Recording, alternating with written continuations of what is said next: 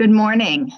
I'm Chris Lenski, and I'm the grant specialist with the Wisconsin Department of Public Instruction Career and Technical Education team. If you haven't already, please mute your speakers at this time. Thank you for joining us for this installment of Strengthening CTE Putting the Pieces Together series. The Strengthening CTE for the 21st Century Act, or Perkins 5, requires districts and consortia that seek Perkins funding to complete a comprehensive local needs assessment, which we refer to as the CLNA, the results of which must be included in the Perkins grant application. The webcast series addresses various requirements of the CLNA and provides technical assistance to get you going in the right direction. Webcasts in this series are recorded and posted to the DPI Perkins 5 website. There are 6 focus areas of the needs assessment. Because each of the 6 areas is key to the needs assessment, the Wisconsin Guide to Conducting a Comprehensive Local Needs Assessment, or CLNA guide, found on the Perkins 5 website, dedicates one section to each. You will need to engage stakeholders in setting a future vision to address the results of your CLNA, including deciding which programs and activities to prioritize in your Perkins 5 grant application. We covered alignment to labor market needs during our last webcast. Today, we will focus on assessing program size, scope, and quality, as well as program evaluation. Today's presenter, Robin Kroyer-Kubicek, is the Career Pathways Education Consultant at DPI.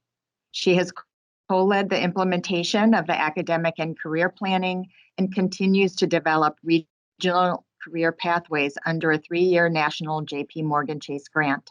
Her experience also includes updating Wisconsin's youth apprenticeship programs, and she developed the Child Labor Law Guide for Employers. Over to you, Robin.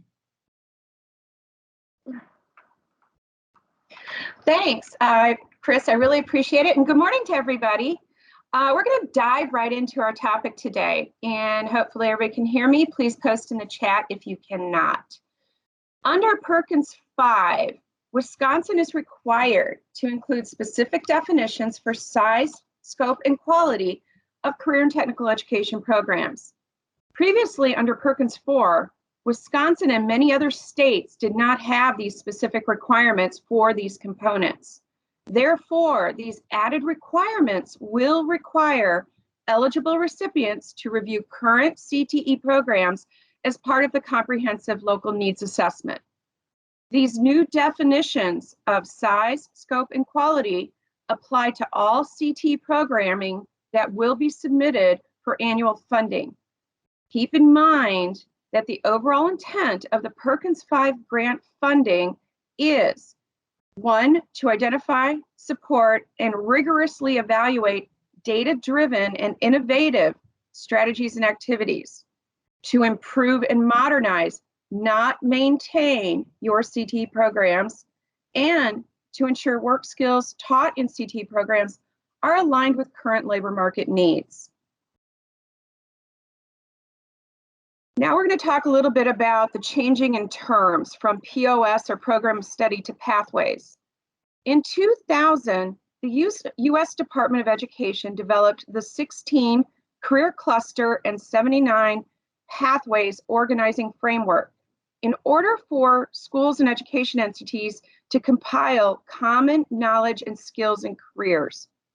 This in turn made it possible to develop post-secondary education curriculum.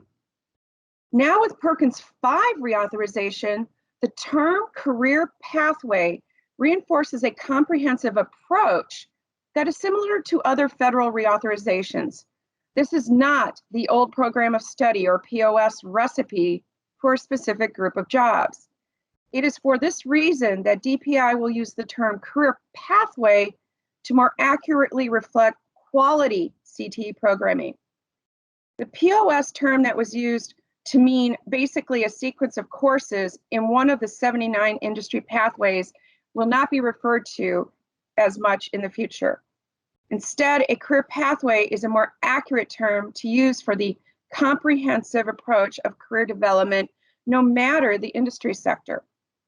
So as we talk about size, scope, and quality in the next several slides, we're using the term career pathway. First, size. Definitions of size typically address such factors as the minimum number of programs offered by each eligible recipient or available to each student, the minimum number of courses offered within each program or pathway, or minimum class size. In Wisconsin, going forward, each eligible recipient must offer at least one career pathway program that meets minimum requirements for quality. This may be a state-endorsed regional career pathway for those of you in the pilot regions and going statewide next year, or a locally developed pathway that meets the minimum requirements.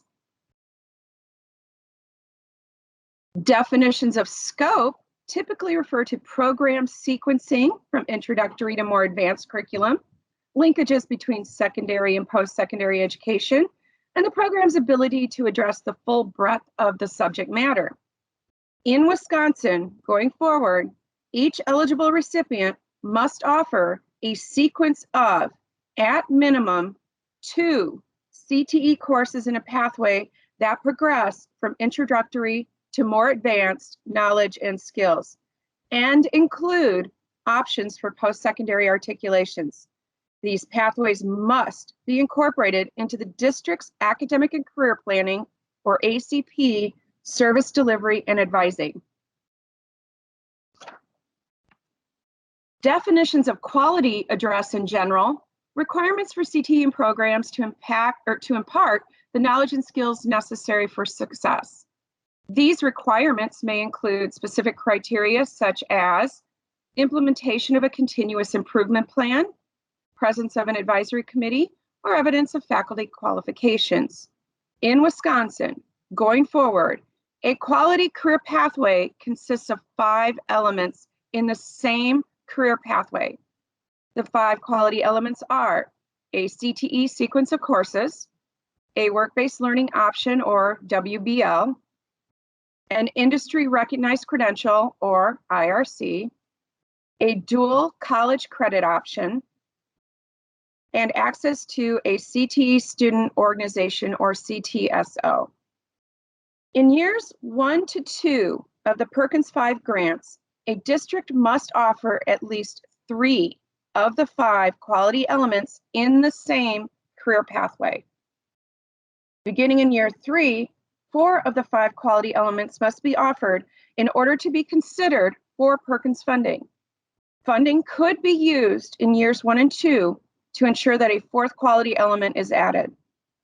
The combination of a progressive sequence of CTE courses aligned to current labor market needs, a work-based learning experience, industry recognized credential attainment, a related dual credit college course, and a CTSO affiliation comprise a quality CTE pathway for Perkins 5 requirements in Wisconsin. The CLNA process requires eligible recipients to complete a comprehensive scan of current pathways offered in each district for size, scope, and quality. It may be useful to complete such a scan through a survey tool to ascertain the current status of each pathway in each district that intends to use Perkins funding for improvements. A simple scan could gather the following data about each pathway offered at a district: a list of courses offered from basic to advanced in the pathway, the dual credit college class or classes offered, the work-based learning options available, the industry recognized credential or IRC available, the applicable CTE student organization opportunity, and the ACP advisory process for pathways in general. Additionally, you may also want to ask about how the curriculum and offerings in the pathway have been determined, developed, reviewed, and updated. Once the scan of pathways is complete in your district or in each district, determine if your pathway includes the quality elements. Review the 5 elements for course progression, curriculum rigor and relevance, dual credit college courses that count in the post-secondary programs, availability to access work-based learning and attainment of an industry credential, and availability of a related CTE student organization. It will also be important to identify outdated pathways or pathways that represent industries not in demand locally, regionally, or statewide. With any local CTE programming offered is up to the district, but Perkins 5 funding can only be spent on quality pathways that fulfill the requirements of size, scope, and quality.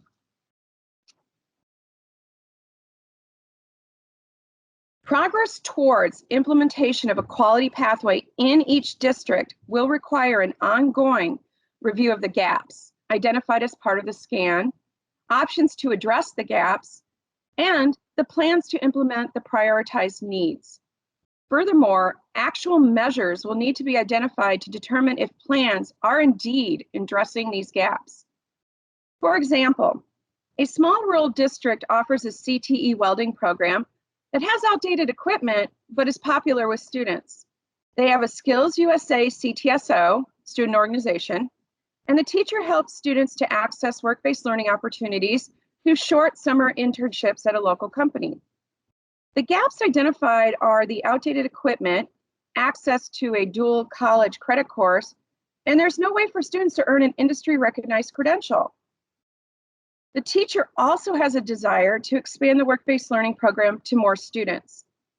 The program meets the quality components of size, scope, and quality for Perkins 5 grants in years 1 and 2, but a need still exists.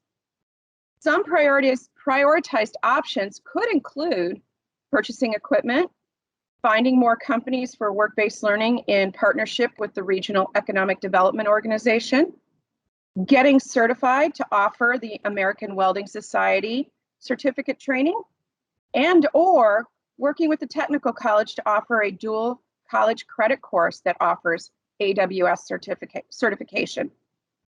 Measures could be the number of students earning the certificate, the number that take dual credit and continue into the tech college degree program, the number of students in internships, and or those number of students that take a job in welding after graduation. It is wise to remember in these times of restricted budgets that creative and innovative strategies are welcome. They are especially important when considering whether to continue pathways just because they are popular. Join us next time when we discuss progress toward improving access and equity so that more students can access the quality elements of a CTE program. Now back to you, Chris. Thank you, Robin. That concludes the presentation. Before we take questions, I want to make our audience aware that we will be holding 2 all-day technical assistance workshops for fiscal agents on the CLNA in September. All fiscal agency CTE coordinators will be receiving an invitation with details and a link to register your team.